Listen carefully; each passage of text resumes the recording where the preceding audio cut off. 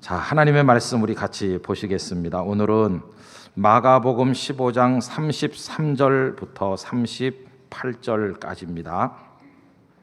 한 절씩 교독하십니다. 제6시가 되매 온 땅에 어둠이 임하여 제9시까지 계속하더니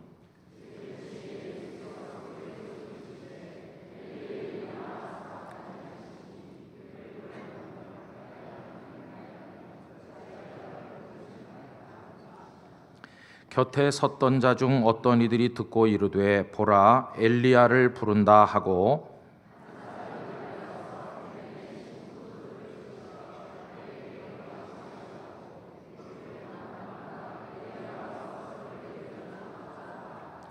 예수께서 큰 소리를 지르시고 숨지시니라. 이에 성소 휘장이 위로부터 아래까지 찢어져 둘이 되니라. 아멘. 우리 예수님께서는 오전 9시에 십자가에 매달리셨습니다.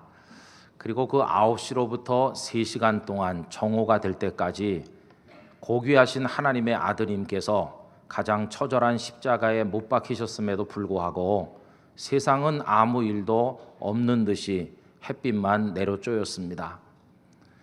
그런데 정오가 되자 그날이 여느 날과는 전혀 다른 날이라고 하는 증거들이 나타나기 시작을 했는데 오후 3시 예수님께서 숨을 거두시기까지 온 세상에 어둠이 임하였습니다. 하나님께서 제일 먼저 창조하신 것이 빛이었건만 그 빛은 다 어디로 갔는지 사방이 캄캄해진 것입니다. 여러분, 하루 중에서 가장 햇빛이 밝은 그 시간이 태초 이래로 가장 캄캄한 시간으로 바뀌었습니다. 이 어둠은 단지 빛이 없음을 나타내는 것만이 아니었습니다. 이 어두움에는 이름이 있었다고 생각합니다. 그 이름이란 다름 아닌 고통이었습니다. 이 어둠이 짙어짐과 동시에 예수님의 고통도 점점 커져서 우리 주님의 가슴에 모든 등불이 다 꺼진 것처럼 우리 주님은 어둡다 못해 캄캄한 속으로 들어가시게 되셨습니다.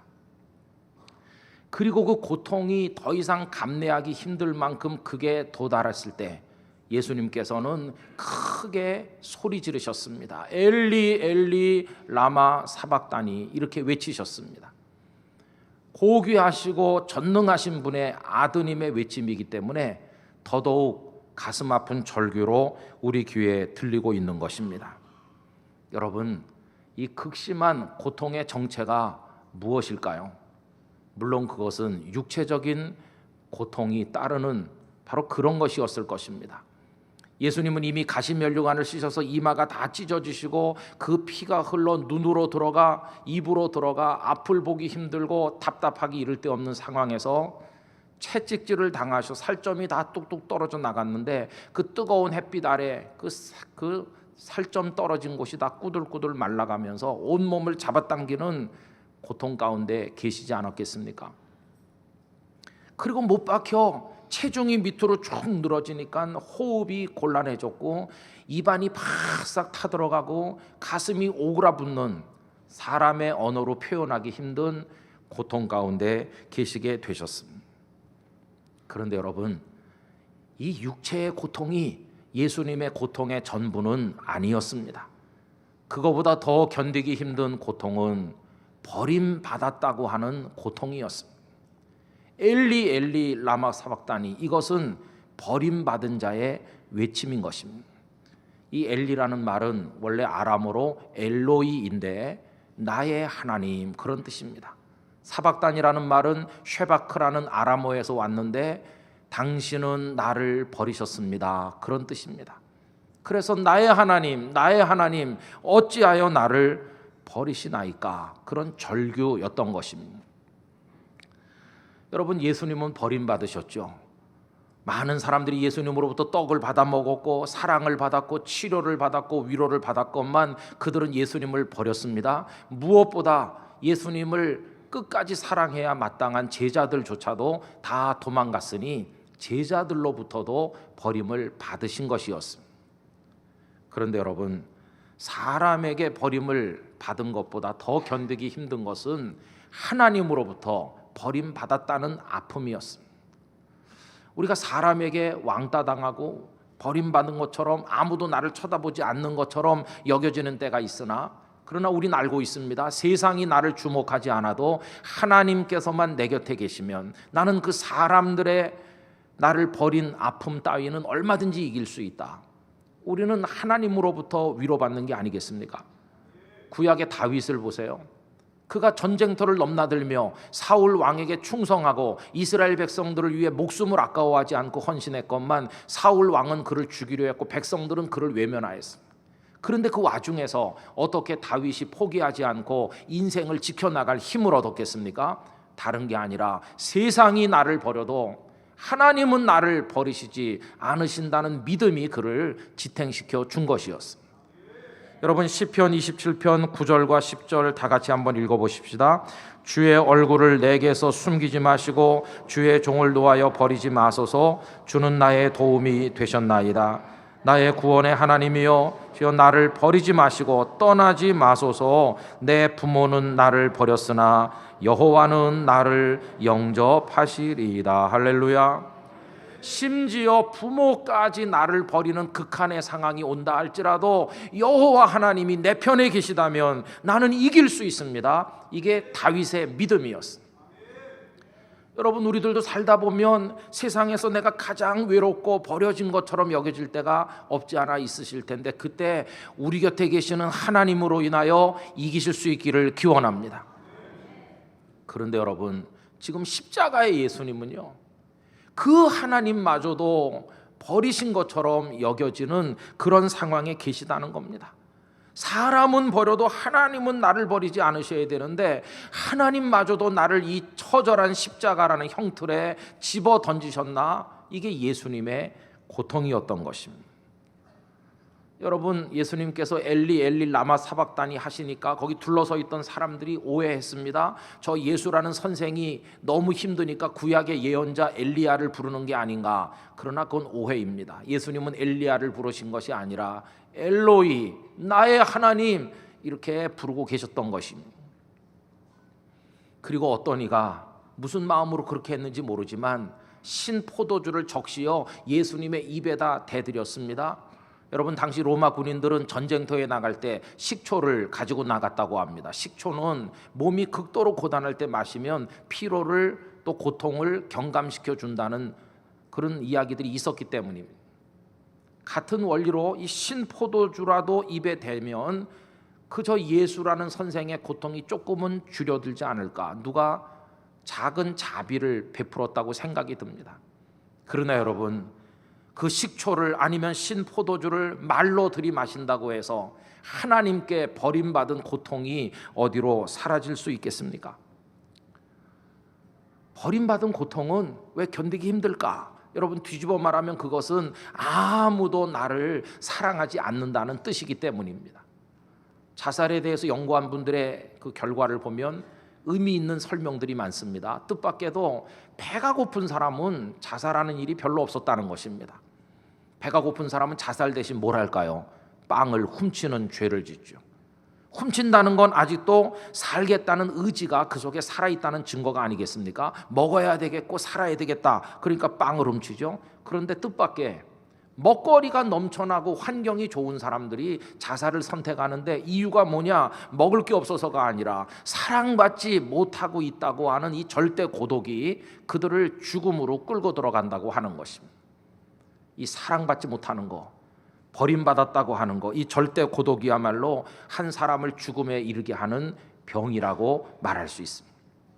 그래 여러분, 이 세상에 정말 중요한 것은 사랑입니다. 왜냐하면 우리 사람은 밥으로 생존하는 존재가 아니라 사랑을 먹고 사는 사람이기 때문인 것입니다. 여러분들의 따뜻한 말씀 한마디 속에 또 부드러운 눈길 속에 사랑을 많이 담아 가족들을 바라보시고 주변 사람들에게 나누시기를 부탁을 드리는 것입니다. 근데 예수님은 버림받았다는 고통의 한복판에 계셨습니다. 우리도 이 세상을 살다 보면 이런저런 고통의 늪에 빠질 때가 있습니다. 그때 우리는 이 고통을 어떻게 극복을 하며 나갈 수가 있을 것입니까? 여러분, 그 고통을 극복하기 위한 방법은 뭘까요? 로고테라피로 유명한 빅터 프랭클이라는 정신과 의사를 여러분 아실 것입니다. 이분은 2차 세계대전 히틀러의 그 나치 치하에서 고통을 많이 받은 분이십니다. 유태인이라는 이유 하나 때문에 그 부모 그리고 그의 형제 자매들 그리고 아내와 두 자녀가 몽땅 함께 짐짝과 같은 화차에 실려서 아우슈비츠 수용소로 끌려갔습니다. 여러분 1300여 명이 그 화차를 타고 수용소에 들어갔는데 얼마 지나지 않았을 때 90%의 사람이 가스실에서 죽어 화덕에서 태워져 가지고 연기가 돼서 다 쓰러지는 참상을 목도했을 때 뭐 정신이 다 빠져나가서 아무 생각도 없었다고 합니다. 입고 갔던 옷은 다 벗겨져 발가벗었고 그에게 던져진 넝마 같은 옷이 있었는데 그것은 거기 수용소 사람들이 입는 수의였습니다. 여러분 그 수의는 새 옷이 아니라 여러 그 먼저 죽어간 사람들이 입었던 옷이었습니다. 그 옷을 걸쳤던 이름 모를 누군가가 있었고 그들은 이미 가스실을 통과해 사라진 지 오래였습니다. 그들이 남긴 죽음의 진한 냄새가 그 옷에 배어 있었고 그 수의를 걸치는 순간 마치 그 수의가 속삭이듯이 다음 차례는 너다 이렇게 말하는 듯이 느껴졌다고 합니다. 여러분 그분이 나중에 어떻게 됐을까요? 그분과 함께 끌려갔던 그 가족들 중에 생존자는 단 한 명도 없습니다. 그리고 그분 혼자만 극적으로 살아남아 전쟁이 끝나는 것을 보게 됐고 거기서 겪은 많은 일들을 글로 적어서 사람들의 심금을 울리게 되었는데 그 중에 이런 충고를 그가 한마디 우리에게 하고 있습니다. 누구나 고통을 피할 수만 있으면 피해야 한다. 그러나 피할 수 없는 고통이라면 부정하거나 저항하지 말고 자신의 삶의 일부로 받아들여야 한다. 자신의 운명 안에서 그 고통의 의미를 찾는 용기를 갖도록 해야 한다.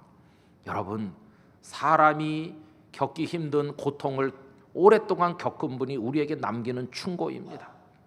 고통을 피할 수가 없는 것이라면 그 고통이 내 인생에 어떤 뜻이 있는 것이며 어떤 값진 의미가 그 속에 담겨 있는지를 찾아내야 된다고 충고하는 것입니다. 왜 그렇습니까?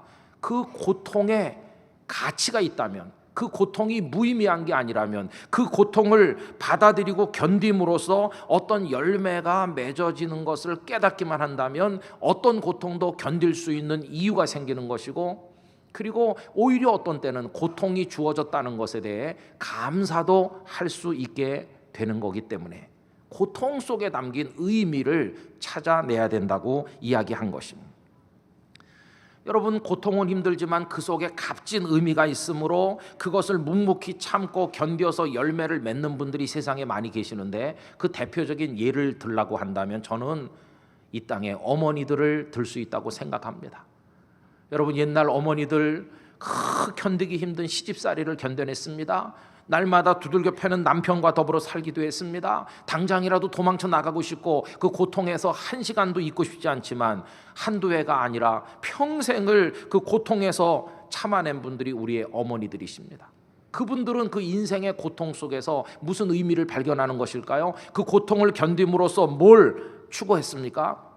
내가 여기서 어미 노릇을 하고 견딤으로써 눈물을 흘리면서라도 이 자리를 지킴으로써 내 사랑하는 아들, 딸들을 키울 수 있다고 하는 그 어머니의 마음으로 그 고통의 세월을 견뎌냈던 것입니다.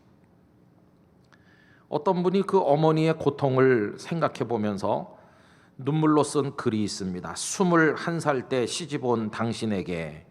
제가 한번 읽어드려 보죠. 21, 당신은 굽이굽이 험한 고개를 12개나 넘어 얼굴 한번 본 적 없는 김씨 집안 맏아들에게 시집을 오셨습니다. 26, 눈이 온 세상을 하얗게 덮던 겨울날 시집 온 지 5년 만에 자식을 낳고 그제서야 당신은 시댁 어른들한테 며느리 대접을 받으셨습니다. 32, 그 자식이 급체를 했습니다. 당신은 그 불덩이를 업고 읍내 병원까지 밤길 20리를 내달렸습니다. 40, 그의 겨울은 유난히 추웠습니다. 당신은 자식이 학교에서 돌아올 무렵 자식의 외투를 입고 동구 밖에 나갔습니다. 그리고 마냥 기다리며 당신의 체온으로 덮여진 외투를 돌아오는 자식에게 따뜻하게 입혀 주셨습니다. 쉬운 둘, 시리게 파란 하늘 아래 빨간 고추를 펴 말리던 가을날, 자식이 결혼할 여자라며 집으로 데리고 왔습니다. 당신은 짙은 분칠이 마음에 들지 않았지만 자식이 좋다니까 그저 좋다고 하셨습니다. 예순, 집배원이 자전거를 타고 다녀갔습니다. 환갑이라고 자식들이 모처럼 돈을 보냈습니다. 당신은 그 돈으로 자식들 보약을 지었습니다. 그러나 바빠서 오지 못한다는 자식들의 전화에는 애써 서운한 기색을 감추시며 전화를 끊으셨습니다. 65, 자식 내외가 바쁘다고 명절에 못 온다고 했습니다. 동네 사람들과 둘러앉아 만두를 빚으면서 평생 처음으로 거짓말을 하였습니다. 아들이 왔는데 바빠서 아침 일찍 다시 돌아갔다고. 그날 밤 당신은 방 안에 홀로 앉아 자식들 사진을 꺼내 보십니다.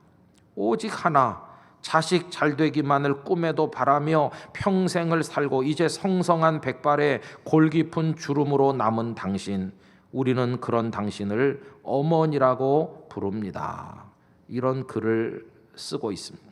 여러분, 어머니들이 그 고통을 어떻게 참아낼 수 있었습니까? 그 이유는 그 고통에는 가치가 같이 들어있으니까. 내가 여기 어미로서 견디면 내 자식들을 키울 수 있다고 하는 그것이 들어있기 때문에 그 고통을 감내할 수 있었던 것 아니겠습니까? 여러분, 고통에는 의미도 있고 가치도 있습니다. 우리 예수님께서 십자가에서 당하신 그 고통 속에 담겨있는 그 고귀한 의미가 뭘까요? 첫째는 주님께서 고통당하심으로 이 자리에 있는 우리들이 구원을 받게 되었습니다.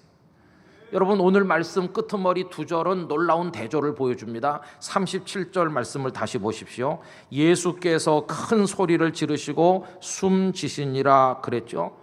그 찢겨지는 고통 속에, 버림받은 것과 같은 고통 속에 몸부림치던 예수님, 그 귀하는 빛이라고는 하나도 들어오지 않을 그 죽음의 고통 속으로까지 떨어지셨습니다. 드디어 그분은 고통을 겪다가 이제 죽음까지 맞이하셨다. 모든 것이 끝난 절대 절망 속에 떨어지시는 바로 그 순간 38절에서 무슨 일이 벌어지고 있습니까? 38절 다 같이 읽어보실까요? 이에 성소 휘장이 위로부터 아래까지 찢어져 둘이 되니라. 할렐루야. 놀라운 것입니다. 여러분, 성소 휘장이 무엇입니까? 하나님의 성전에 성소가 있습니다. 거기 분향도 하고 거기 등불도 밝히고 진설병도 늘어놓고 제사장들이 아침 저녁으로 드나듭니다. 그러나 그들이 갈 수 있는 곳은 거기까지입니다. 왜냐하면 두꺼운 휘장이 가로막고 있기 때문입니다. 사실은 휘장 그 다음에 있는 지극히 거룩한 곳, 지성소, 거기야말로 하나님이 계시다고 그들이 믿었던 곳인데 왜 그 지성소엔 들어갈 수 없는가? 두꺼운 휘장이 앞을 가로막기 때문인 것입니다.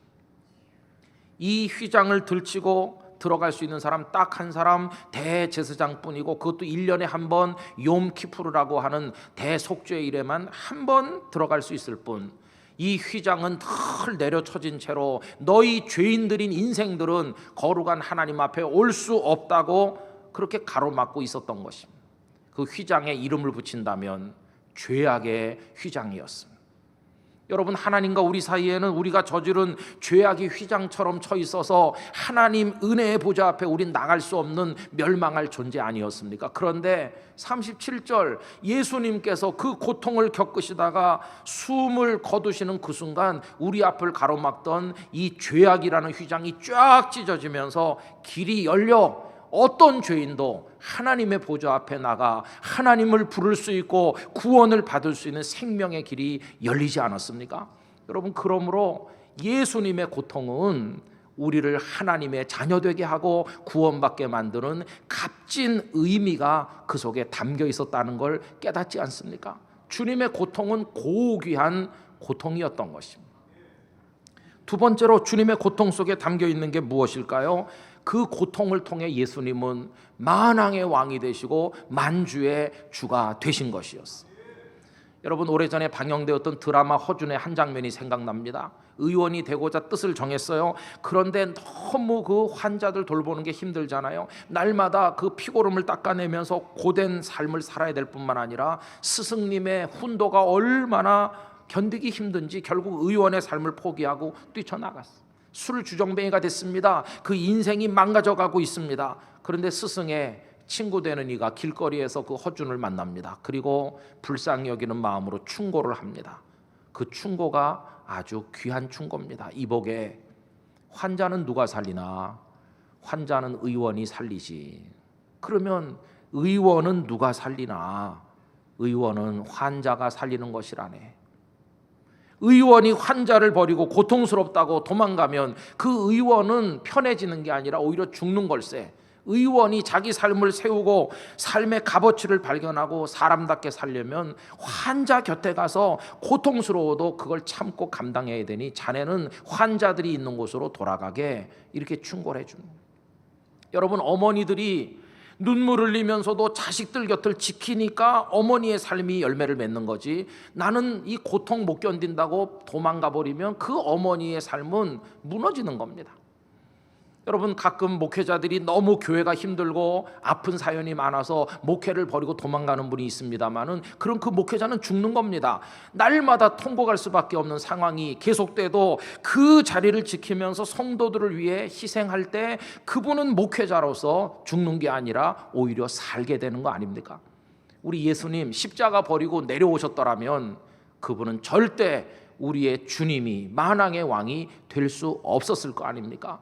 주님은 그 고통을 견디심으로 첫째는 우리를 구원하셨을 뿐만 아니라 두 번째는 영광을 얻으셔서 만왕의 왕이 되신 것입니다.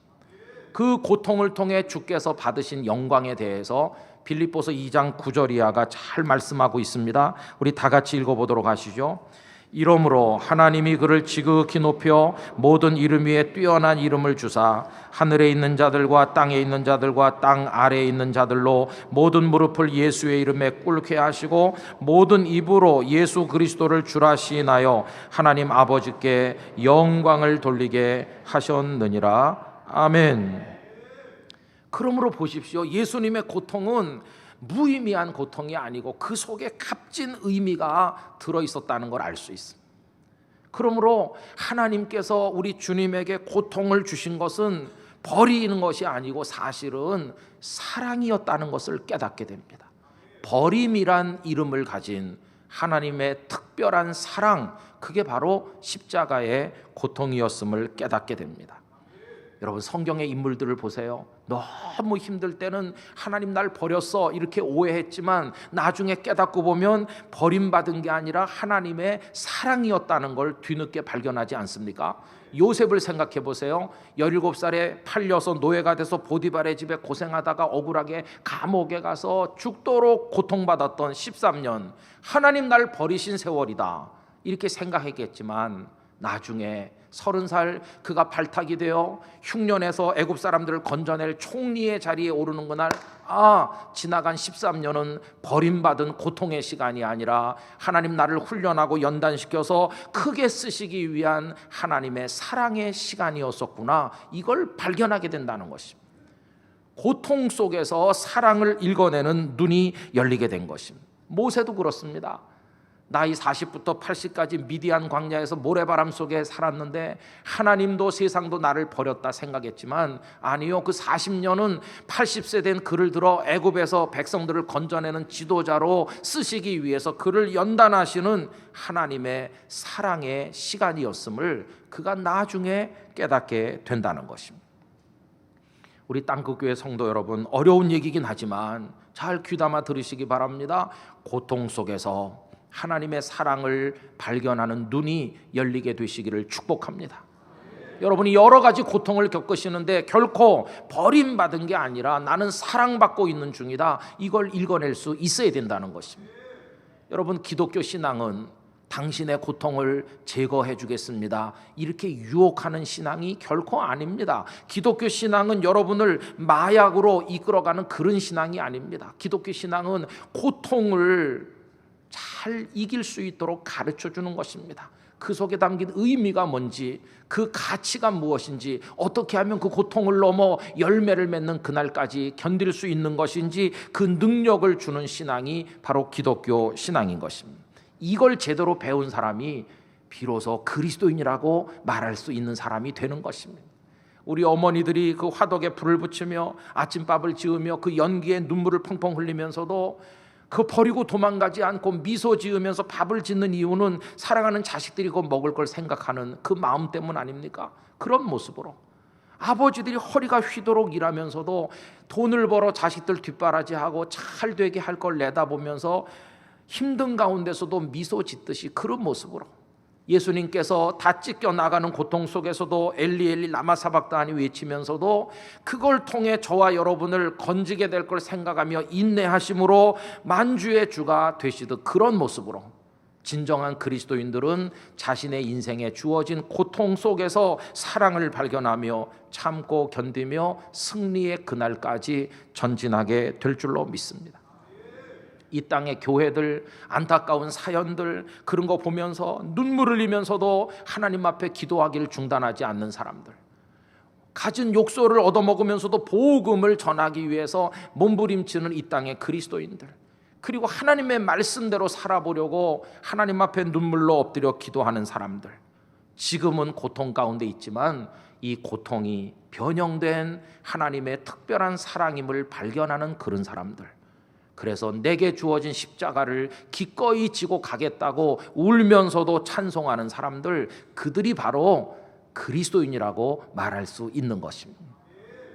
아까 빅터 프랭클 얘기를 했죠.